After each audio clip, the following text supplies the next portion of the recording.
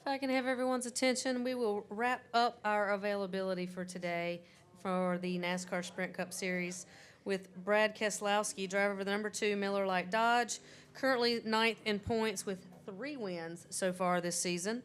Brad, talk a little bit about this thus far this season. Obviously, with 3 wins, a lot of talk about the chase, a lot of talk about the wild card.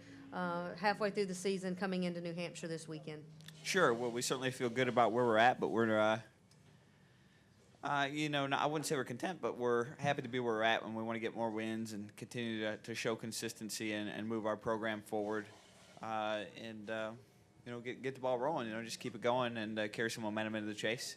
It looks pretty good that we're going to be in it, so I'm proud of that. But I don't want to just be in it. I want to go out there and make a run and have a shot at win it. So, we've got some work to do to make sure we're consistent and fast enough to do that. So that's where we're at. All right, we'll take questions for Brad. Please raise your hand. We'll get a wireless mic to you. As always, please state your name and affiliation. We'll start with Don and come back up to David. Brad, Don Culver with the Times-Union. With 3 wins, does this put you in a good spot these next eight races where all you have to think about right now are wins to try to Sure. beef up your chase? Absolutely. I would say I felt that way beforehand, so now I can just really feel that way. I think everyone has a little different approach to the season, and my approach from last year was to just win races, and the rest will take care of itself. And I've had that approach since the season started, and we'll continue to have that approach until it really matters, which is in the chase as far as consistency is concerned. So if you have wins, you'll find the consistency. I'm not concerned about that, but I like having those wins and feeling immune. I would rather be 9th or 10th with 3 wins than be 5th or 6th with 0 wins, because either way it plays out. If the chase starts and I was to fall out somehow, which again that's probably doubtful, I would still have the same amount of points as someone who's 5th or 6th with no win. So I at least like to take my chances and have them bonus points. So that's kind of my perspective as the season starts, but everyone's got their own. Okay, we'll take our next question from David. Yeah, Brad, I was talking to Gordon about, and he's pretty optimistic that he can still win a race or 2 and make it into the chase as a wild card. And he's 17th in point. The year ago, Sure. You were 21st, I believe, at this point. Yeah, this was an ugly race for us last year, for sure. But you still made it from 21st at this point last year. How do you, when you're a driver and your team's having struggles and you're not higher in the points, there's probably a tendency to point fingers and things can go totally bad. How do you not do that? And does it take a special talent not to be able to do that? Well, I think everybody's situation is different. For us last year, I knew that the situation as far as Paul and I, this was our first year together in the Cup Series, and I felt comfortable that as the year developed, we'd continue to grow together. And I'm not going to say I wasn't nervous leaving Loudon, because I was last year with where we were in points. But I also felt like the best was still yet to come, and that we could make something happen. So I think that situation gave me the mentality of hope that I needed to look forward and to continue to believe.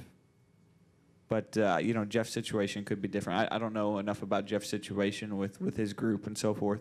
Obviously, they've been together for a little while, but I would say the great thing about this system in general is that wins are rewarded, and on any given weekend, you've got a shot at winning, especially when you got a car like he does and a team like he does at Hendrick Motorsports. So I'm not sure what his mentality is, but I know I wouldn't give up. Okay, we'll take our next question up front. Brad, Matt Wernez, WWLP.com. Your crew chief, Paul Wolf, has raced here in the NASCAR K&N Pro Series East and a little bit of experience up here. Sure. Has he taught you anything about this place a little bit more for you to help your performance? Yeah, absolutely. Paul loves coming out here, and I think he would tell you that this is probably one of his home tracks, so to speak. I think he takes great pride in his performances out here. I can't remember if he'd won a race here or not in that East Series you talked about, but I knew he'd ran really competitive. So, Yeah, I mean, I think there's a whole clique of racers. You know, you got Baldwin and Stoddard, and I think Kevin Bono is all from this area, and they all seem to have their little tricks. And when they get here, Slugger Labby, I think he's from this area too somewhere, but they all seem to come here and run just a little bit better, so they must know something. Go ahead with your question. Hi, Brad. Patrick Sloan with ESPN. Given all the uncertainty going on right now in the 22 camp, how does that impact the organization and your team in particular and your run this year for a championship? Well, I think uncertainty is a good word because I'm uncertain myself about how it's all going to, unfold.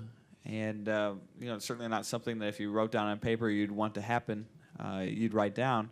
But it is what it is, and we have to figure out the way to minimize the distraction. So, as far as those things are concerned, I've got to rely on Roger and everybody at Penske Racing, whether that's Tim Cindric or all those guys, to walk around it and minimize the collateral damage. But certainly it's not an optimal situation, but we're going to work through it. Okay, we'll take our next question from Lewis. Yeah, Lewis Frank Reuters. Brad, you were talking about wins before, and if I got the rules right, you have to be in the top 10 to get the bonus points for the Sure. wins to Yep. transfer. So when it's close, do you play defense? Do you play offense? I mean, you've got the wins to get you in on the wild card, but that won't pay off unless you stay in the top 10. Sure. So how do you and Paul... I don't plan on letting it become close, Lewis. Okay. That's how I play. It only becomes close when you play defense. We're going to keep pushing ahead, and I have a team that I feel like if we do all the right things, we'll drive away from 10th. Okay, we'll take our next question on the back row. I hate defense. Drew Bonifer with the Concord Monitor. You were talking about how your eye is on not just getting to the chase, but winning the whole thing. Do you look at what Tony did last year as kind of a inspiration for that? You're in better shape than he was with the wins, but Sure. To look at that and just say, there's no gap that's too big to come back from. Yeah, I wouldn't say that there's no gap that's too big. I would say that, I'm motivated by winning. There's always, to some degree, that consistency is more important. Obviously Carl didn't win a single race in the chase and still managed to finish with the same amount of points as Tony. So there's a strong argument to be made for the importance of consistency. But we're not in the chase yet. We're outside of it by a few races. And the model before the chase starts, to me, is based on wins. And the model once the chase starts is based on consistency. Okay, we'll go Nate, David, and Steve. Nate Ryan, USA Today. Brad, I know what a big fan you are of historic stats and what they can tell us about drivers in the future. That's supposed to be a joke. All right. You were the guy who once told me that you shouldn't look at stats. I'm not a stat guy. But I'll nod in agreement if you want. Yep. At New Hampshire, during the chase era, in 8 of the chase seasons, the champion has won here 4 times on his way to the championship at one of the 2 races. Is there anything about this track in particular that you see that would make it a good barometer for like a title contending team? Or No, I didn't know that stat. See? You were right.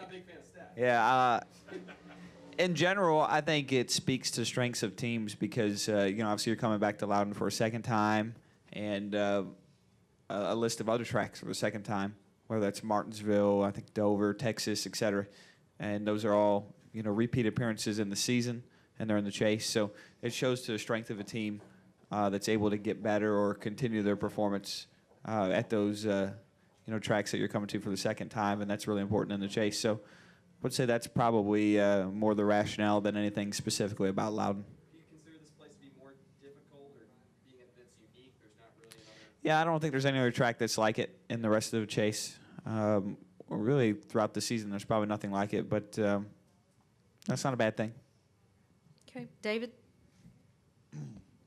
Yeah, David Newton again. First, have you talked to AJ and what's his mood? And the second, Carl Edwards suggested that maybe drivers need to unite and hire their own testing company when you guys go in for the tests so they can have Yeah, I read that, yeah. So what do you think about that and AJ? No, I haven't spoke with AJ, and I don't know anything more than what you guys know. I assume that if AJ wanted me to know more, he would call me or tell me or text me or whatever, or someone from his group would. So I've kind of taken that as a signal for him not wanting me to be involved, which is okay. So that's kind of where I'm at there. But no, I've read all the same things and listened to what everybody's had to say, and there's a lot of different takes on what it means. I think I have different views than most everybody else does on it. I'm certainly not supportive of Carl's idea. I don't think that there's a place for things like that. I don't think we need more politics involved in the sport, and that's what groups like that bring in. I think it's a greater question to me of when I look at the issue at hand with AJ. There's been some people that have said it doesn't matter what it was, but I disagree with that. I think it does matter what it was. It does to me. It might not to everybody else, but it matters to me what it was because there's always going to be that level of uncertainty that I have over any athlete or driver that performs at these levels and what they're taking or not taking. It's so difficult to give a great explanation of how I feel about it, but I think that, I want to believe that any performer or athlete out there would not be dumb enough to take a drug that is against the law, illegal. It just stands to reason that if you've made it this far in the sport, that you had the knowledge to not do anything that dumb. But I don't know. I don't know if that's what it was. I hope it wasn't. I hope it was something simple of a stimulant or whatever release he put out. If that's the case, it does make a difference. It makes a huge difference because it's my personal belief, and I've gone through the injuries and so forth. I think you guys saw that last year. It's my personal belief that nothing should be allowed. Nothing. I mean, I don't feel like you should be able to take Flintstone pills. It's my personal belief. I think your race car drivers, you should have to overcome it. I think it's a bunch of bullshit that people are allowed to take stimulants or whatever, not stimulants, but supplements, any of those things. I don't think that's right. I don't think any athlete should be allowed to take that. But that's my own personal beliefs. But where the gray area comes in is, what is allowed per, the law is not necessarily what's allowed per the, whatever drug codes through all these sports. And that creates a whole other set of issues that, I'm not supportive of. That's why I think nothing should be allowed. So at the end of the day, there are things that are still allowed. And who gets to pick and choose what they are, I don't know. I don't understand that process. I know my own personal code of avoiding it is to take nothing at all. But I can still tell you that when you go in that room to have a drug test took, and I've never taken drugs in my life, I'm scared shitless of it. It's honestly a phobia of mine. But I go in that room, and I'm still scared because you know that if something goes wrong, it's a death sentence for your career. It's over. And you know it's in human hands. And by the very nature of being in human hands, there's potential for error. I'd like to sit here and believe that it's gone through all the processes to make sure that it was done right and that no one would go out on a limb and risk someone's career if it wasn't checked, and back-checked. But I also know that the course of history shows that humans make mistakes even when they check, and recheck. That's why airplanes crash. That's how things go. There's plenty of redundancies in the airlines, and they still find a way to crash every once again. So there's mixed emotions for sure on my end. I wish that the pool of athletes that compete and make money like we do, whether it's here today in NASCAR or the NFL or even the Olympics, it would be my preference that you were allowed to take nothing, and that it was your job to just do it, to just go out there and perform throughout the pain, whatever it is that ails you. But obviously that's not the situation, and until we get together as a group or as a society and make that a position, there's always going to be this gray area to where we're asking ourselves what supplement is right and what's not. What's okay and what's not. You know, I laugh out loud when I read this list of people who say, well, I have my supplements checked. Like there's some special list of supplements that are okay, but these aren't. Oh, what kind of world is that? You know, that's terrible. Nothing should be allowed. Because then it just comes down to who you've got for a doctor or a lawyer that says that this is okay and this is not. And I think we all know that you can get a doctor or a lawyer these days to say you're okay with anything you do. It reminds me of an old Jeff Foxworthy joke about the difference between, you know, kids and senior citizens. And you worry about drugs with both of them. The only difference is one's legal and one's not. You know, I can remember having grandmas and so forth that took drugs that would knock you out, and they couldn't even, you know, stand up. They were all legal, you know, and they might not be legal in this sport, but you still have to wonder about those things. So, you know, I'm sure I have different views than everyone else. I don't think there needs to be any committee that approves drugs or supplements or whatever it is. I just think you shouldn't be allowed to take anything. You should just man up and drive the damn race car. Naive to think that everybody's doing that, though. I mean, in lower series, you've seen it happen with Fike, with what, heroin and. Sure. I believe that there are people that have taken drugs and drove race cars before. I mean, I'm sure that's happened before. I think when you get to this level, there's been so many systems to check and recheck that you would like to think somebody has made it that far that they're not dumb enough to take a recreational drug. But things happen. I mean, I'm not going to say it never happened, and that could be what it is, but it certainly does make a difference what he took in my eyes. Okay, we'll go to Steve, then Claire. Steve Richards of PRN. What advice would you give AJ right now? If he asked for it, man, I don't even know. I don't know where to start. You know, I hope that he's taking some time to spend with his family and finds what he needs, you know, within himself. Because no matter what the outcome is, it's going to be a long road. Do you think his reputation is beyond repair? I guess it would depend on what it all comes out to be, but I mean, no matter what. Sure. What about the reputation? Well, I angle? mean, whether it comes back positive or negative, it doesn't make a difference. It's still a death sentence. Within the sport, we rely on sponsors and reputation. And it seems like those headlines for the corrections section in the newspaper is always in a much smaller print. I don't know if you noticed that or not. Much smaller print. Well, I don't think that's any different through the rest of society. Go ahead with your question, Claire. Claire B. Lang, Sirius XM NASCAR Radio. When it comes to supplements, do you feel like the drivers that take them for health, herbs, whatever they're taking, have a benefit over you? You know that Absolutely, yeah. correct, Without because doubt. some drivers take them and take the ones that they feel the NFL uses, or Sure. you know, and they feel that's safe. Others don't take them at all. Are the ones such as yourself that don't take them at a disadvantage driving a race car? Well, it stands to reason, yes. I mean, you would think that medical science has created these items to make a gain, not just to take them, but I'm sure there's ones out there that just taste good. But I'm sure that there's ones out there that create a performance advantage. I'm scared shitless of them, and I don't take them because that moment where this could potentially happen to you, I know what kind of death sentence that is, and I would rather work harder and overcome it than risk the potential for having a moment where you don't pass a drug test. Okay, we'll take a question right here up front. Just to follow up on this, are you, as an organization, were you guys shocked by the results, or are you guys more disappointed? I don't know how you couldn't be shocked.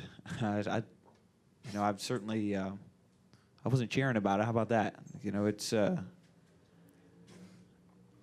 tough thing to see. I mean, it's as a race car driver, to me, it's like watching somebody get killed because you know what it is to that person's career, and it's a devastating moment.